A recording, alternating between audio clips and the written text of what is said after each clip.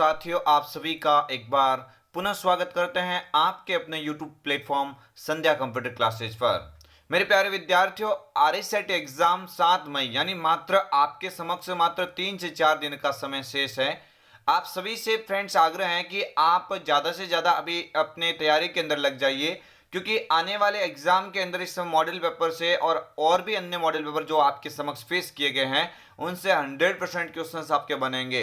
तो फ्रेंड्स, देर किस बात की, आज इस चैनल को सब्सक्राइब कीजिए और साथ ही बेल आइकन को अवश्य क्लिक करना ताकि आने वाले प्रत्येक वीडियो की नोटिफिकेशन सबसे पहले पहुंच सके। पहला क्वेश्चन आपकी स्क्रीन के समक्ष आ रहा है, सभी विद्यार्थी ध्यान देंगे। क्वेश्चन नंबर आपकी स्क्रीन के सामने है फर्स्ट। मेरे प्यारे विद्यार्थियों, क्वेश्चंस आज इस मॉडल पेपर के अंदर काफी बेहतरीन है और मैं आशा करता हूं, मुझे उम्मीद है इस मॉडल पेपर से काफी क्वेश्चंस आपके एग्जाम के अंदर दिखेंगे। माइक्रोसॉफ्ट वर्ड में पेज की साइज अधिकतम कितने जूम की जा सकती है, यानी जो पेज होता है ना उस पेज की जूमिंग साइज कितनी कर सकते हैं। मैं आपको बता देता हूं, डिफॉल्ट तो आपके प्यारे विद्यार्थियों डिफॉल्ट तो आपकी कितनी होती है 100%, लेकिन इसने अधिकतम पूछा है। तो मेरे प्यारे विद्यार्थियों, अधिकतम की बात अगर एमएस वर्ड के अंदर की जाती है तो आप क्या करके आओगे, 500% होती है। या आप अवश्य याद रखना, 500% इसकी मैक्सिमम जूमिंग साइज होती है पेज की। और मिनिमम पूछे तो मेरे प्यारे विद्यार्थियों मिनिमम कितनी होती है, 10%। जो 400% लिखा हुआ है ना मेरे प्यारे विद्यार्थियों, ये तो किसकी होती है, एक्सेल की। एक तो 400% होती है, एक्सेल के अंदर सीट की डिफॉल्ट होती है, डिफॉल्ट क्या बोल सकते हैं इसके अंदर, एमएस एक्सेल की मैक्सिमम जूमिंग साइज सीट की 400% होती है। वही एमएस पावर पॉइंट की भी स्लाइड की मैक्सिमम जूमिंग साइज कितनी होती है, 400%।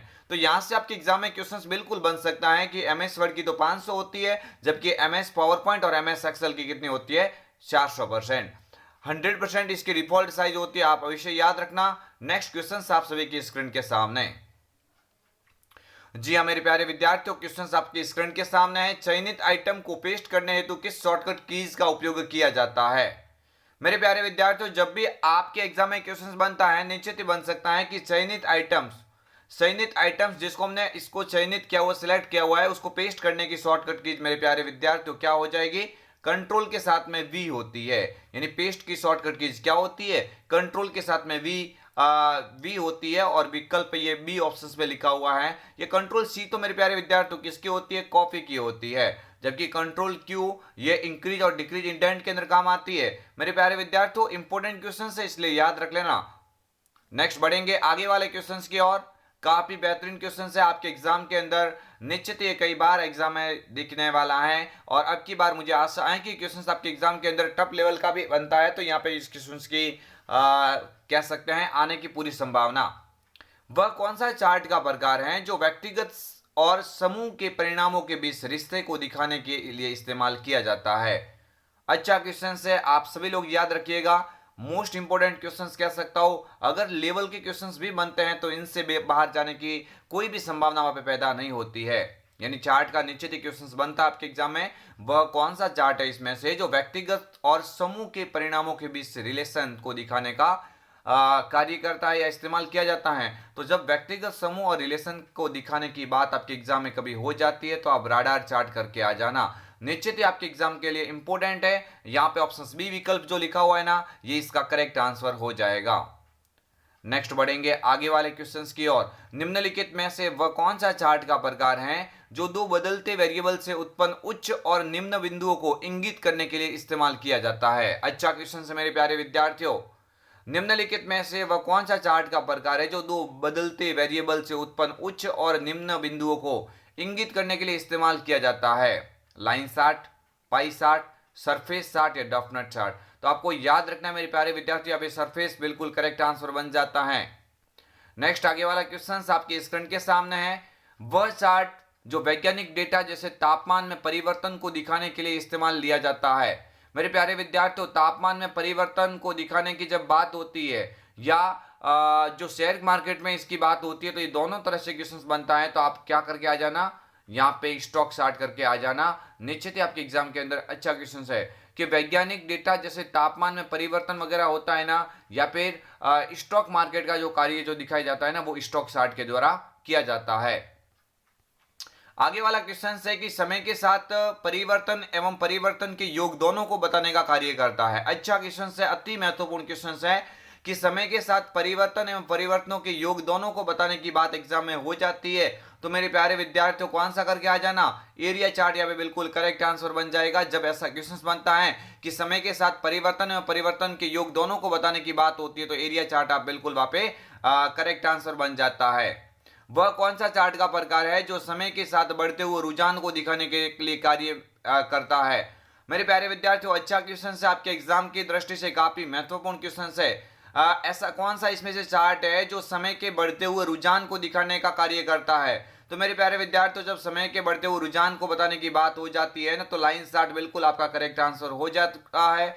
यहाँ पे भी ए विकल्प पे जो लिखा हुआ है ना, ये इसका बिल्कुल करेक्ट आंसर हो जाएगा। मैंने काफी सारे इस मॉडल पेपर के माध्यम से एक्सेल के अति महत्वपूर्ण क्वेश्चंस करवाने की कोशिश की है। आई होप आप सभी के एग्जाम के अंदर ये राम बाण की तरह कार्य करेंगे, यानी एग्जाम के अंदर ये क्वेश्चंस बिल्कुल आपके दिखने वाले हैं। प्लॉट एरिया में दिखाई देने वाली हॉरिजेंटल लाइन क्या कहलाती है। अच्छा क्वेश्चन है, आपके आरआईसीटी का अति महत्वपूर्ण क्वेश्चन कह सकते हैं। जो प्लॉट एरिया चार्ट एलिमेंट होता है, चार्ट एलिमेंट में दिखने वाली हॉरिजेंटल और वर्टिकल लाइन को ग्रिड लाइन के नाम से जाना जाता है। सभी स्टूडेंट याद रखिएगा, अगर ऐसा क्वेश्चन बन जाता है कि प्लॉट एरिया में दिखाई देने वाली हॉरिजेंटल और वर्टिकल लाइन क्या कहलाती है, तो मेरे प्यारे विद्यार्थियों आप ग्रिड लाइन यहाँ पे कर सकते हैं।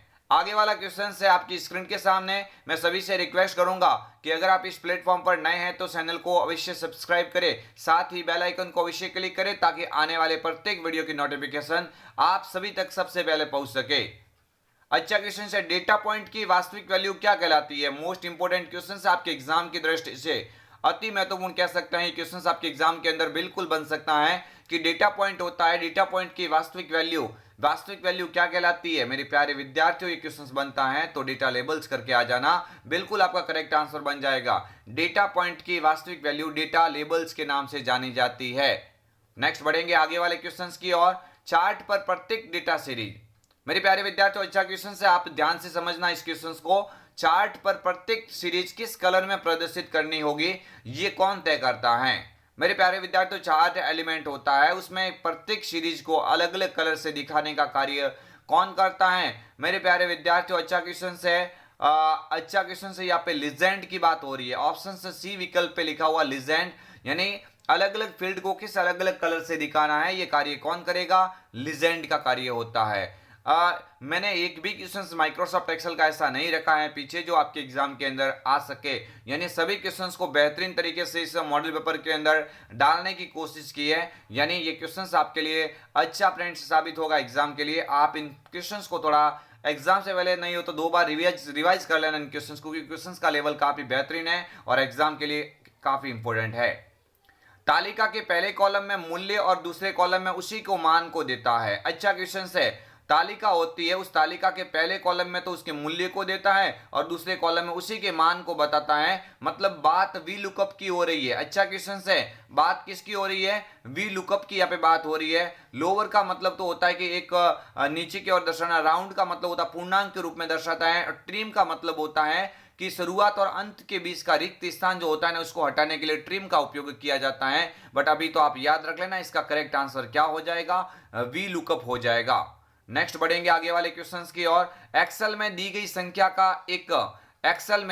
संख्या तक एक नंबर को पूर्णांक बनाता है। अभी तो मैंने बोला था भाई पूर्णांक बनाने की जब बात होती है तो राउंड पूर्णांक के लिए तो किसका इस्तेमाल किया जाएगा, भाई पूर्णांक को राउंड ही तो कहा जाता है। बिल्कुल ऑप्शन ए विकल्प यहां से क्या हो जाएगा, करेक्ट आंसर हो जाएगा। ये मेरे प्यारे विद्यार्थियों दी गई श्रृंखला में सबसे छोटी वैल्यू को दिखाता है, और ट्रिम का तो मैंने अभी बोल दिया कि शुरुआत और अंत के बीच का रिक्त स्थान हटाने के लिए ट्रिम का उपयोग किया जाता है।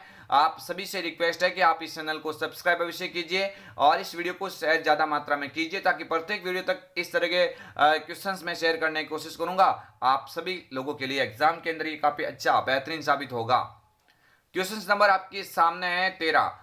वह कौन सा फंक्शन है जो 2 या 2 से अधिक टेक्स्ट की स्ट्रिंग को जोड़ता है। मेरे प्यारे विद्यार्थियों 2 या 2 से अधिक टेक्स्ट की स्ट्रिंग को जोड़ने की जब बात होती है ना, तो मेरे प्यारे विद्यार्थियों ये कॉन्सोनेंट हो जाएगा।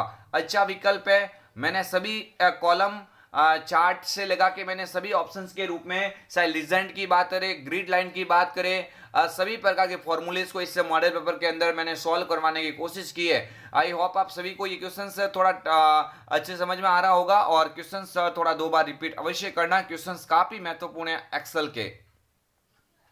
आगे वाला क्वेश्चन, यूजर किस प्रकार की डेटा प्रविष्ट या परिवर्तन नहीं कर सकता? मेरे प्यारे विद्यार्थियों, इनमें से ऐसा कौन सा है डेटा का प्रकार जिसमें परिवर्तन नहीं कर सकते? नंबर, ऑटो, ऑटो नंबर या डेट एंड टाइम? तो मेरे प्यारे विद्यार्थियों, जो ऑटो नंबर का विकल्प होता है ना, इसमें परिवर्तन नहीं कर पाएंगे, यानी ऑप्शन सी विकल्प यहां से क्या हो जाएगा? करेक्ट आंसर हो जाता है। बढ़ेंगे आगे वाले क्वेश्चंस की और। पिछली बार एग्जाम में माइक्रोसॉफ्ट एक्सेस के 1-2 क्वेश्चंस डाले गए थे, तो मैंने भी इस मॉडल पेपर के अंदर वो क्वेश्चंस डालने की वापस कोशिश की है। भले आपके आउट ऑफ सिलेबस हो 1-2 क्वेश्चन, बट एग्जाम में क्वेश्चंस कई बार बना हुआ है। ऐसे स्थिति में हमें अपनी तैयारी पूर्ण रूप से करके जाना है, तो ऐसे क्वेश्चंस को भी एक बार आप अवश्य देख के जाना। Microsoft Access 2010 default file format database बनाता है। MBD, ACCBDB, MBDCX। इसका मतलब देखो, ACC का मतलब हो जाएगा एक्सेस, ACC का मतलब क्या हो जाएगा? एक्सेस, और DB का मतलब होगा डेटाबेस, यानी इसका करेक्ट आंसर क्या हो जाएगा? यहाँ पे बी विकल्प है ना, ये इसका बिल्कुल करेक्ट आंसर हो जाएगा। नेक्स्ट बढ़ेंगे आगे वाले क्वेश्चंस की और। यूजर निम्नलिखित में से किसका उपयोग कर नई टेबल बना सकता है? तो मेरे प्यारे विद्यार्थियों, design view, data set view, A and B दोनों, या नॉन ऑफ द अबव? तो यहाँ पे दोनों विकल्प ले सकते हैं। डिजाइन व्यू से भी बना सकते हैं और डेटा शीट व्यू से भी बना सकते हैं। आगे वाला क्वेश्चन आप सभी की स्क्रीन के सामने, कौन सा कंप्यूटर का वर्गीकरण नहीं है? क्लासिफिकेशन की बात हो रही है, इनमें से कौन सा कंप्यूटर का वर्गीकरण नहीं होगा? मेन फ्रेम तो होता है बिल्कुल, मिनी भी होता है, नोटबुक तो किसका उदाहरण है? माइक्रो कंप्यूटर का उदाहरण, इसका मतलब ये भी हो जाएगा। सुपर भी होता है, तो पीछे क्या रहा? Max frame. मेरे प्यारे विद्यार्थियों, मेन फ्रेम बताया हो, मैक्स फ्रेम तो कोई ऑप्शन ही नहीं होता है, यानी मैक्स फ्रेम यहाँ पे ऑप्शन बी विकल्प सही हो जाएगा।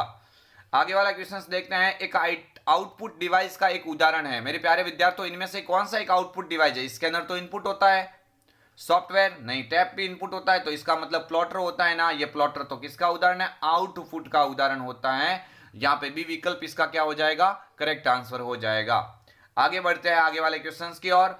निम्नलिखित में से कौन सा एक डेटाबेस प्रोग्राम है? मेरे प्यारे विद्यार्थियों, डेटाबेस प्रोग्राम की बात हो रही है, आपके एग्जाम की दृष्टि से काफी इंपोर्टेंट कह सकते हैं। और डेटाबेस प्रोग्राम की बात होती है तो MS एक्सेस होता है, क्योंकि एक्सेल को तो स्प्रेडशीट कहा जाता है। एक्सेल को तो कौन सा प्रोग्राम कहा जाता है? स्प्रेडशीट कहा जाता है। और वर्ड को तो MS वर्ड को तो वर्ड प्रोसेसिंग कहा जाता है। पावर पॉइंट को प्रेजेंटेशन प्रोग्राम कहा जाता है। तो यहाँ पे ऑप्शन सी विकल्प MS एक्सेस को ही डेटाबेस प्रोग्राम के नाम से जान सकते हैं। आगे नेक्स्ट आगे वाला क्वेश्चन है, कंट्रोल शिफ्ट अल्ट कुंजी को किस नाम से जाना जाता है? अच्छा क्वेश्चन है, कई बार आपको बताया हुआ है। मेरे प्यारे विद्यार्थियों, कंट्रोल शिफ्ट और अल्ट ऐसी कुंजी होती है जो सिंगली यूज नहीं करती है। सिंगली यूज बहुत मुश्किल से होता है इनका, यानी इनके साथ में किसी अन्य की को मिला के इनकी का इस्तेमाल करना पड़ता है। कंबाइन करने की वजह से इसका नाम कॉम्बिनेशन की हो जाता है। मेरे प्यारे विद्यार्थियों, अच्छा क्वेश्चन से एग्जाम की दृष्टि से महत्वपूर्ण है। ये F1 से लगा के F12 तक जो की होती है ना, इनको फंक्शन कीज कहा जाता है। और इनकी संख्या टोटल कितनी होती है? 12 होती है। तो मेरे प्यारे विद्यार्थियों, टॉगल कीज में तो क्या आ जाएगी? कैप्स लॉक, स्क्रॉल लॉक और नम लॉक, यानी लॉक वाली कीज को टॉगल कीज कहा जाता है। तो यहाँ पे करेक्ट आंसर क्या हो जाएगा? कॉम्बिनेशन कीज हो जाएगा। नेक्स्ट आगे वाला क्वेश्चन देखते हैं मेरे प्यारे विद्यार्थियों। क्वेश्चन नंबर 21 है, कंप्यूटर की पहली जनरेशन का मुख्य कंपोनेंट क्या था? अच्छा क्वेश्चन है। कंप्यूटर की जो फर्स्ट पीढ़ी है उसका पहला कंपोनेंट क्या था? मेरे प्यारे विद्यार्थियों, वैक्यूम ट्यूब करके आ जाना, क्योंकि आईसी तो कंप्यूटर की तीसरी पीढ़ी का था और ट्रांजिस्टर कंप्यूटर की दूसरी पीढ़ी का था, और ये वैक्यूम ट्यूब है ना कंप्यूटर की फर्स्ट पीढ़ी का था। और VLSI ये कौन सा था? तो आप बोल सकते हैं VLSI तो कंप्यूटर की फोर्थ जनरेशन का था। तो इसका मतलब क्या हुआ? यहाँ पे ऑप्शन सी विकल्प है ना, वैक्यूम ट्यूब, यहाँ पे करेक्ट आंसर बन जाता है। आगे वाला क्वेश्चन है, MICR का पूरा नाम बताइए। अच्छा क्वेश्चन है। MICR का पूरा नाम एक इनपुट डिवाइस का उदाहरण है, ये तो आपको मालूम ही होगा। Magnetic ink character recognition, option A विकल्प है ना, ये इसका बिल्कुल राइट होगा। आगे बढ़ते हैं नेक्स्ट क्वेश्चन की ओर। क्वेश्चन नंबर 23, प्रेजेंटेशन में विद्यमान सभी स्लाइडों का एक जैसा प्रदर्शन। अच्छा क्वेश्चन से थोड़ा ध्यान से पढ़िएगा। प्रेजेंटेशन में विद्यमान सभी स्लाइडों का एक जैसा प्रदर्शन चाहने के लिए निम्न में से किसका उपयोग किया जाता है? स्लाइड की जो होती है ना उसका एक जैसा बैकग्राउंड रखना है, तो आप किसका उपयोग करेंगे? प्रेजेंटेशन डिजाइन टेम्पलेट, यानी ऑप्शन सी विकल्प यहाँ से बिल्कुल करेक्ट आंसर बन जाता है। आप इन क्वेश्चंस को नहीं हो तो 2 बार पढ़ लेना, बट ये क्वेश्चंस वो है जो आपके आरईसेट एग्जाम के लिए सबसे टफ लेवल के और अच्छे क्वेश्चन जो बार बार एग्जाम में यहां से ही क्वेश्चंस स्टूडेंट के गलत होते, तो इन क्वेश्चंस को क्यों ना हम पहले से ही थोड़ा कवर कर ले ताकि एग्जाम में आपका कुछ और भी बेहतरीन हो सके। आगे वाला क्वेश्चन आपकी स्क्रीन के सामने, एक स्लाइड शो में स्लाइड चेंज होने पर डिस्प्ले के लिए अप्लाइड इफेक्ट क्या कहलाता है। जो स्लाइड होती है वो स्लाइड जैसे चेंज हो जाएगी तो इसके लिए डिस्प्ले के लिए कौन सा इफेक्ट डालना पड़ेगा, ये तो मुझे स्लाइड ट्रांजिशन का उपयोग करना पड़ेगा। अच्छा क्वेश्चन है, स्लाइड ट्रांजिशन से ही तो ये स्लाइड होती है वो एक दूसरे से डिसअपियर यानी नेक्स्ट स्लाइड के ऊपर आ सकते हैं, यानी ये कार्य स्लाइड ट्रांजिशन के अंदर आ जाएगा। ऑप्शन सी विकल्प यहाँ से क्या हो जाएगा, करेक्ट आंसर। नेक्स्ट आगे वाला क्वेश्चन है, निम्न में से कौन सा डिवाइस सॉफ्ट कॉपी से हार्ड कॉपी प्रदान करता है। सॉफ्ट कॉपी जो आपके सिस्टम के अंदर दिखाई दे रही है उसी सॉफ्ट कॉपी को आप बाहर निकालोगे तो हार्ड कॉपी बन जाएगी, और बाहर निकालने के लिए तो कौन सा डिवाइस इस्तेमाल करेंगे, प्रिंटर का उपयोग करेंगे ना। प्रिंटर एक आउटपुट डिवाइस होता है, इसका मतलब बी विकल्प ही यहाँ से करेक्ट हो जाएगा। अगर आपके एग्जाम में हार्ड कॉपी से सॉफ्ट कॉपी की बात होती, यानी हार्ड कॉपी को सॉफ्ट कॉपी में बदलने की बात होती तो हम स्कैनर कर लेते हैं, क्योंकि हार्ड कॉपी को स्कैनर के ऊपर रखेंगे तभी तो सॉफ्ट कॉपी में बदल जाएगी, तो वहां पे स्कैनर हो जाता। बट यहाँ पे तो सीधी सीधी बात हो रही है कि भाई सॉफ्ट कॉपी जो अंदर दिखाई दे रही है उसको हार्ड कॉपी में बदलना है, तो हमें स्कैनर नहीं प्रिंटर का उपयोग करना पड़ेगा। नेक्स्ट आगे वाला क्वेश्चन आपकी स्क्रीन के सामने है, एक अर्ध कंडक्टर मेमोरी जो सीपीयू तथा रैम की गति को बढ़ाती है। अर्ध कंडक्टर सेमीकंडक्टर मेमोरी होती है, अर्ध सेमीकंडक्टर मेमोरी होती है जो सीपीयू तथा रैम की गति बढ़ाती है, तो गति बढ़ाने का कार्य तो कौन करेगी, कैश मेमोरी कर लेगी ना। ऑप्शन ए विकल्प है ना, ये इसका करेक्ट आंसर हो जाएगा। कैश मेमोरी काफी तेज मेमोरी होती है, सीपीयू तथा रैम के द्वारा अधिकाधिक इस्तेमाल होने वाले प्रोग्राम्स को अपने अंदर स्टोर कर देती हैं। नेक्स्ट आगे वाला क्वेश्चन देखते हैं। क्वेश्चंस काफी बेहतरीन है इस मॉडल पेपर के अंदर, और मैं दावा करता हूं कि इस तरह के क्वेश्चंस आपको कहीं पर भी देखने को नहीं मिलेंगे, यानी क्वेश्चंस मैंने आरईसेट की बुक्स का निचोड़ करके इन क्वेश्चंस को बनाया है जो आपके एग्जाम के अंदर बार बार पूछे जा रहे हैं। निम्न में से कौन सा प्रिंटर प्रिंट हेड से स्याही की छोटी छोटी बूंदों का छिड़काव के द्वारा पेज की इमेज का निर्माण करता है। यानी बूंदों की बात, स्याही की बात हो रही है, स्याही को इंग्लिश में इंक बोलेंगे, क्या बोलेंगे, इंक। यानी स्याही की अथवा छोटी छोटी बूंदों की बात हो जाती है ना, तो आप इसके लिए तो इंक जेट करके आ जाना भाई। इंक का मतलब यहाँ पे हो जाएगा स्याही, यानी इंक जेट एक ही के ऊपर लिखा हुआ मिलेगा, ऑप्शन बी। यानी करेक्ट आंसर क्या हो जाएगा, ऑप्शन बी हो जाएगा। लेजर प्रिंटर तो क्या करता है, टोनर एवं सूखे ब्लैक पाउडर का इस्तेमाल करता है। प्लॉटर सबसे उच्च क्वालिटी वाली वेक्टर का उत्पादन करता है। यह अच्छा क्वेश्चन था आपके एग्जाम की दृष्टि से। WORM का पूरा नाम बताइए। अच्छा बेहतरीन क्वेश्चन है मेरे प्यारे विद्यार्थियों। WORM का पूरा नाम क्या होता है, तो आप सभी लोग याद रखिएगा, राइट वंस रीड मैनी होता है, ऑप्शन ए विकल्प। ऐसा डेटा जिसको एक ही बार रिकॉर्ड किया जा सकता है, देखा कई बार जा सकता है, यानी WORM की श्रेणी में रखा जा सकता है, राइट वंस रीड मैनी हो जाएगा। नेक्स्ट आगे वाला क्वेश्चन देखते हैं, क्वेश्चन नंबर 29। अच्छा क्वेश्चन से बेहतरीन क्वेश्चन है, MS पावर पॉइंट में डुप्लीकेट स्लाइड इंसर्ट करने की शॉर्टकट कुंजी क्या होती है।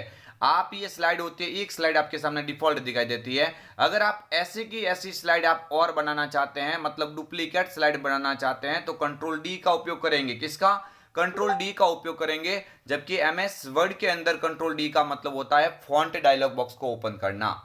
यहाँ पे जो न्यू स्लाइड की बात अगर हो जाती ना, डुप्लीकेट की जगह किसकी बात हो जाती है, न्यू स्लाइड की, तो हम क्या करके आ जाते हैं, कंट्रोल M। बट यहाँ पे डुप्लीकेट की बात हो रही है तो कंट्रोल डी हो जाएगा। ये जो कंट्रोल के किसकी होती है, तो मेरे प्यारे विद्यार्थियों कंट्रोल के तो हाइपरलिंक की होती है। किसकी होती है, हाइपरलिंक, यानी आप किसी को लिंक करने के लिए हाइपरलिंक का उपयोग करना पड़ेगा ना, वो आप यहाँ पे उपयोग में ले सकते हैं। ये कंट्रोल F तो किसकी होती है, फाइंड की शॉर्टकट की जो होती है, कोई खोजने की शॉर्टकट फाइंड करने की कंट्रोल F होती है। आगे वाला क्वेश्चन है, GUI का पूरा नाम बताइए। अच्छा क्वेश्चन है, बहुत इजी क्वेश्चन है, क्वेश्चन से आपके आरईसेट यूनिट नंबर 3 से लिया गया है। अच्छा क्वेश्चन है, ग्राफिकल यूजर इंटरफेस हो जाएगा, ऑप्शन ए विकल्प। नेक्स्ट आगे वाला क्वेश्चन है, जल्दी से फ्रेंड्स क्वेश्चंस को समझने की कोशिश कीजिएगा। कंप्यूटर लॉगिन होने के बाद में जो एरिया दिखाई देता है उसे क्या कहा जाता है, कई बार आपको बोला हुआ है ना, जैसे कंप्यूटर को स्टार्ट करेंगे तो जैसे हमारे सामने जो पहली बार डिस्प्ले दिखाई देगी ना, उसको तो डेस्कटॉप कहा जाता है, क्या बोलेंगे, ऑप्शन सी विकल्प डेस्कटॉप यहाँ पे करेक्ट आंसर हो जाता है। नेक्स्ट, बैकग्राउंड में रन हो रहे प्रोग्राम्स को होल्ड करने के लिए जो आइकन्स होते हैं उन्हें क्या कहा जाता है। बैकग्राउंड में प्रोग्राम जो होल्ड हो रहे हैं उनके लिए जो आइकन्स होते हैं उनको क्या बोलेंगे, तो यहाँ पे भाई सिस्टम ट्रे के नाम से जाना जाएगा। क्या बोलेंगे? System tray. ऑप्शन बी विकल्प यहाँ से करेक्ट आंसर बन जाता है। नेक्स्ट आगे वाला क्वेश्चन है, विंडोज 10 में इंटरनेट एक्सप्लोरर को रिप्लेस करके कौन सा वेब ब्राउजर बनाया गया, या कौन सा वेब ब्राउजर विंडोज 10 में लाया गया? तो विंडोज 10 में है ना इंटरनेट एक्सप्लोरर का नाम बदल दिया गया है, मैंने आपको अच्छे से पढ़ाया था, और इसको रिप्लेस करके उसका नया नाम क्या दिया है? Microsoft Edge. यानी ए विकल्प है ना, ये इसका बिल्कुल ही करेक्ट आंसर हो जाता है। आगे वाला क्वेश्चन है, एक छोटी पिक्चर्स जो कि प्रोग्राम फोल्डर अथवा प्रोग्राम फंक्शंस का प्रतिनिधित्व करती है उसे क्या कहा जाता है? देखिए, एक छोटी पिक्चर्स होती हैं जो कि प्रोग्राम फोल्डर अथवा प्रोग्राम फंक्शंस का प्रतिनिधित्व करती है, यानी बात आइकन के बारे में लगभग हो रही है। ऑप्शन ए विकल्प यहां से क्या हो जाएगा? Correct answer. और इस मॉडल पेपर का अच्छा और बेहतरीन क्वेश्चन है, निम्न में से किसके द्वारा आप वीडियो गेम्स और एप्स डाउनलोड कर सकते हैं? तो वीडियो गेम्स अथवा एप्स की बात होती है ना, तो डाउनलोड किससे कर सकते हैं? ये तो भाई आप जिस प्रकार से मोबाइल में गूगल प्ले स्टोर का उपयोग करते हैं ना, इसी तरह से विंडोज 10 में आप विंडो स्टोर का उपयोग कर सकते हैं। तो ये हम आपके लिए लेके आए थे महत्वपूर्ण 35 क्वेश्चंस। आई होप आप सभी को वीडियो काफी पसंद आया होगा। अगर आपको वीडियो पसंद आया है तो लाइक शेयर एंड सब्सक्राइब अवश्य कीजिए। आप इस चैनल के साथ में अगर नए हैं तो चैनल को सब्सक्राइब करके बेल आइकन को अवश्य क्लिक करना, ताकि प्रत्येक वीडियो की नोटिफिकेशन आप सब तक सबसे पहले पहुंच सके। मिलेंगे एक और बेहतरीन वीडियो के साथ में, तब तक के लिए जय हिंद, वंदे मातरम, जय भारत।